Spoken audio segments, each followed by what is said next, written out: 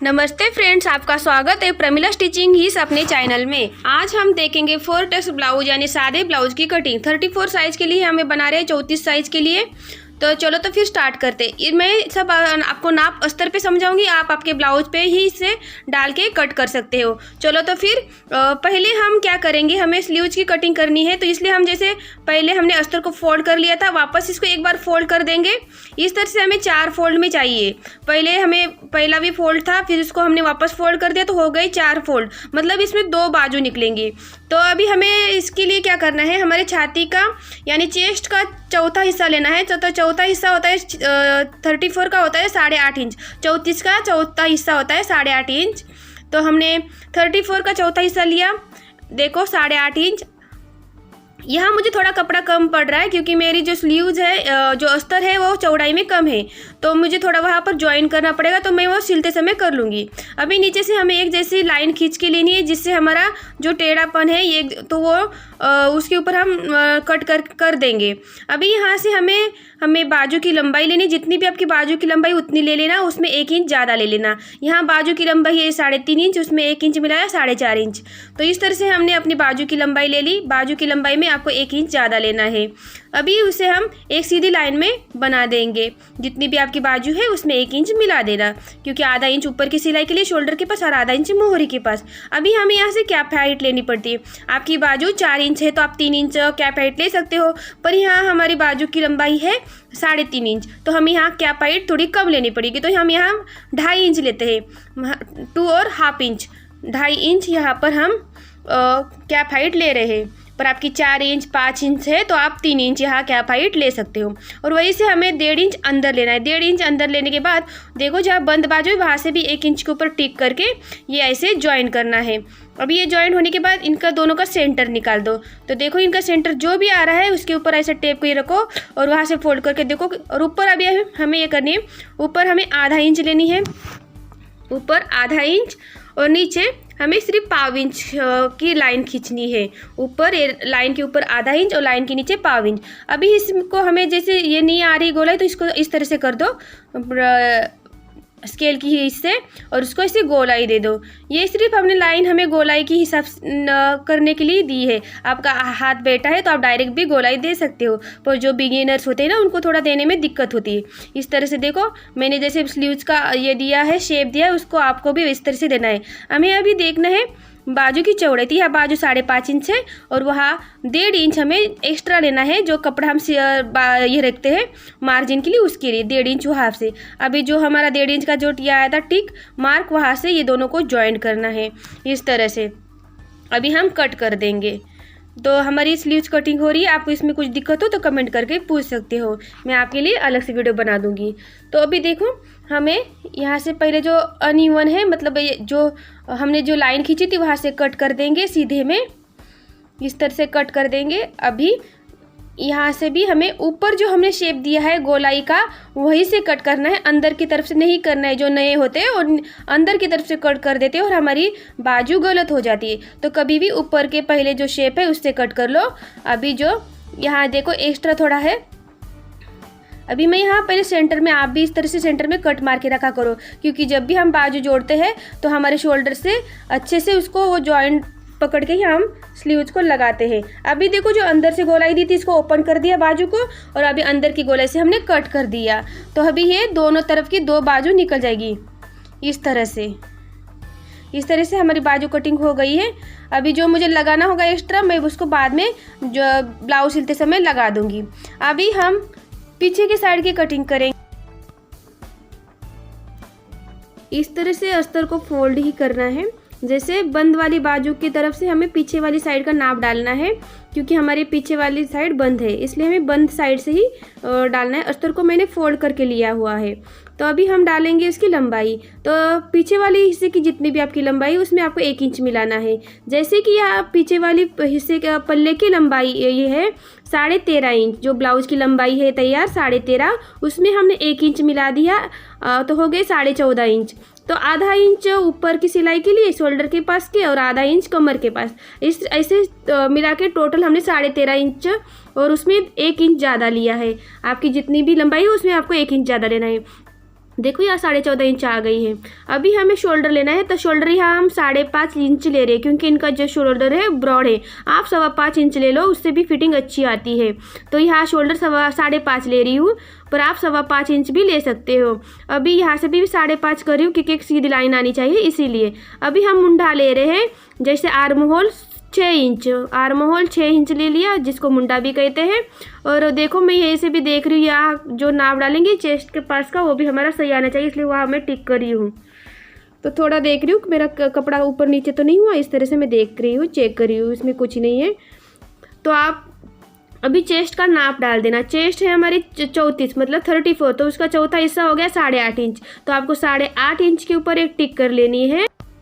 और 2 इंच हमें जो एक्स्ट्रा कपड़ा रखते हैं हम उसके लिए 2 इंच ले लिया, मतलब ज़्यादा कपड़ा रखते हैं 2 इंच अंदर की तरफ, उसको 2 इंच रखा। आप 1.5 इंच भी रख सकते हो। तो यहाँ हमने चेस्ट का हिस्सा लिया था 8.5 और उसमें 2 इंच। अभी हमें कमर लेनी है। यहाँ कमर हमारी 28 है, उसका चौथा हिस्सा हो गया 7 इंच।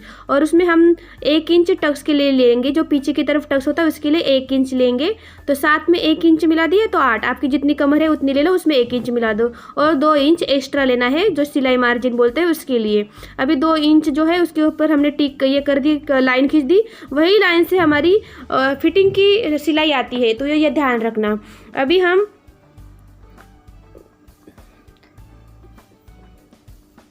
इस तरह से मैं एक बार मेरे ब्लाउज को थोड़ा ठीक कर रही हूँ क्योंकि ऊपर नीचे हो रहा था। अभी मैं लेती हूँ इसकी गोलाई, मुंडे की गोलाई मतलब आर्म होल की गोलाई। पीछे की तरफ हम लेंगे 1.25 इंच, ज़्यादा नहीं लेना, ज़्यादा लेने से भी पीछे की तरफ चुन्नटें आती है। तो मैंने 1.25 इंच ले लिया है। और कम भी नहीं लेना, कम लेने से वहाँ मतलब जो ये होती है पीछे की तरफ टाइट हो जाता है ब्लाउज आर्म होल के पास, इसलिए 1.25 इंच ठीक है। अभी हम गले की चौड़ाई लेंगे, तो ऊपर की गले की चौड़ाई 2 या 2.25 इंच ही रखना क्योंकि ये गला ब्रॉड है। ब्रॉड मतलब 9 से बड़े गले होंगे तो हमें 2 या 2.25 इंच ही रखना है ना, इससे हमारे गले शोल्डर से उतरते नहीं। आपकी शोल्डर उतरने की समस्या हो तो आप हाथ से कम लिया करो, गला की जो चौड़ाई हो कम लिया करो। और ऊपर देखो लाइन के ऊपर मैंने 1/4 इंच लेके इसको मैं तिरछा कर रही हूँ गले की तरफ, क्योंकि यहाँ से जब हम सिलाई मारेंगे तो तिरछी सिलाई लेंगे तो हमारी जो शोल्डर है वो अच्छे से कंधे के ऊपर हमारे जम जाते हैं, नीचे गिरते नहीं है।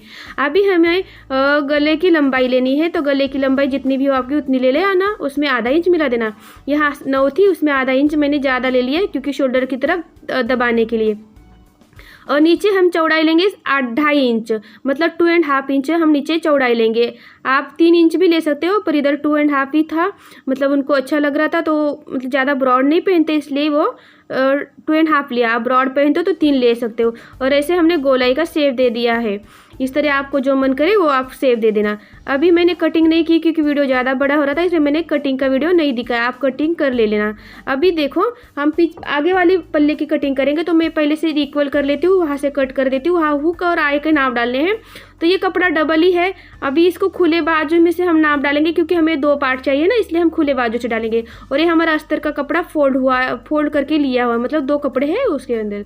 अभी देखो यहाँ से हमें आधा इंच पहले तो हुक और आई के लिए निकाल के रखना है। मतलब हुक और आई के लिए आप 1/4 इंच दबाते हो तो 1/4 इंच ले लेना, और आधा इंच दबाते हो तो आधा इंच। ऐसे एक लाइन खींच लेना, फिर इस लाइन के बाजू में हम हमारे ब्लाउज का नाप डालेंगे इस तरह से। अभी हमें लंबाई लेंगे, देखो इस तरह से मैं कर रही हूँ। अभी मुझे ब्लाउज की लंबाई प्लस आगे के हिस्से में जो हम एक्स्ट्रा लेते हैं वो 1.5 इंच लेते हैं। जैसे कि हमारी ब्लाउज की लंबाई थी 13.5 और उसमें हमने 1.5 इंच मिला दिया, तो 15 इंच लंबाई का हमने ऐसे बॉक्स बना दिया। आपकी जितनी भी लंबाई हो ना उसमें आपको 1.5 इंच मिलाना है। जिस तरह से देखो अभी शोल्डर लेना है, इस जो हुक के पट्टी के नाप के बाजू में से 5.5 इंच, आप 5.25 इंच पे कट कर रहे हो तो 5.25 इंच पे ही कर लेना। अभी ये सर 6 इंच के ऊपर मैं मुंडे का नाप डाल रही हूँ, मतलब आर्म होल का 6 इंच आर्म होल। अभी उसी तरफ से हमें चेस्ट का नाप डालना है, तो चेस्ट है हमारी 8.5 इंच, तो 8.5 इंच के ऊपर मैंने एक टिक कर ली। और आधा इंच हमें ज़्यादा लेना है टक्स के लिए, तो उसके लिए भी आधा इंच में ले लूँगी एक्स्ट्रा। उसके बाद हम 2 इंच रखेंगे जो सिलाई मार्जिन के लिए एक्स्ट्रा रखते हैं 2 इंच वो। ये यहाँ तक आपको नाप समझ में आया। 8.5 अपने छाती का चौथा हिस्सा ले लिया और आधा इंच टक्स के लिए ले लिया जो बगल में आती है। और 2 इंच हम जो कपड़ा छोड़ते हैं ना एक्स्ट्रा 2 इंच, आप 1.5 इंच भी छोड़ सकते हैं, ऐसे नहीं कि 2 इंच ही छोड़ना है, आप 1.5 भी रख सकते हो। अभी इस तरह से हो गया। अभी हमें यहाँ जो गोलाई लेंगे तो हम 1 या पौने 1 इंच पे लेना। आपको लगता है मेरा मतलब सिलने के बाद ज़्यादा कम हो जाता है तो फिर बाद में आप छांट सकते हो 1 लेने के बाद। यहाँ पौने 1 हमारी मुंडे की गोलाई आनी चाहिए रेडी। तो अभी मैंने 2 इंच लिया है गले की चौड़ाई। आप पौने 2 इंच रख रहे, पौने जो 2 इंच रखो या 2 इंच, आपका जितना गला ब्रॉड होगा उतने आपकी चौड़ाई कम होनी चाहिए। और 6 इंच मैंने ली है, 6.5 इंच ली है लंबाई। 6 इंच रेडी हो जाएगा आधा इंच सिलाई के लिए।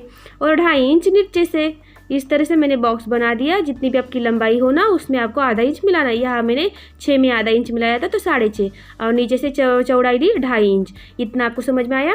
ये ज़्यादा चौड़ाई मतलब आपको गला देखना है कितना खुला रखना है, उस तरफ से आपको गले की गोलाई देनी होती है। और अभी देखो इस लाइन के ऊपर मैंने 1/4 इंच चढ़ा के लिया और इसको मैं इस तरह से ये करूँगी, तिरछे में ऐसे लाइन खींच ली।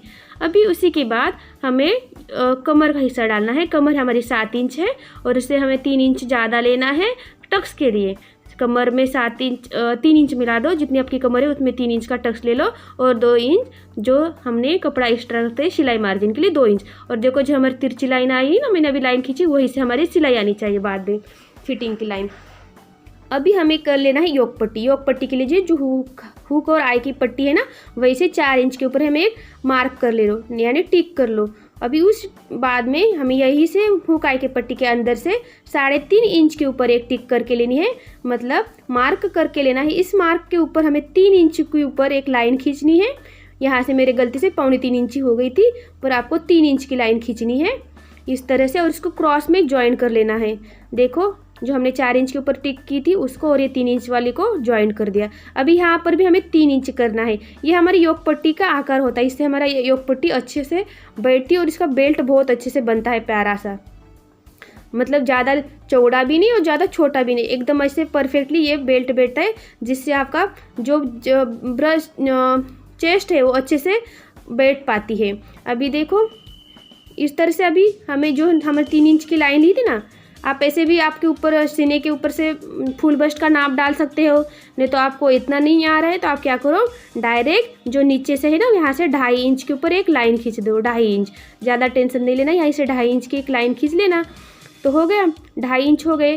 अब इनकी चौड़ाई रहेगी इस तरफ 1.5 इंच, लाइन की इस तरफ 1.5 इंच और लाइन की उस तरफ 1.5 इंच, यानी टोटल हमें 3 इंच का टक्स लेना है। तो हम लाइन की इस तरफ 1.5 इंच लेंगे और लाइन की उस तरफ 1.5 इंच, इस तरह हमारे 3 इंच का टक्स हो गया।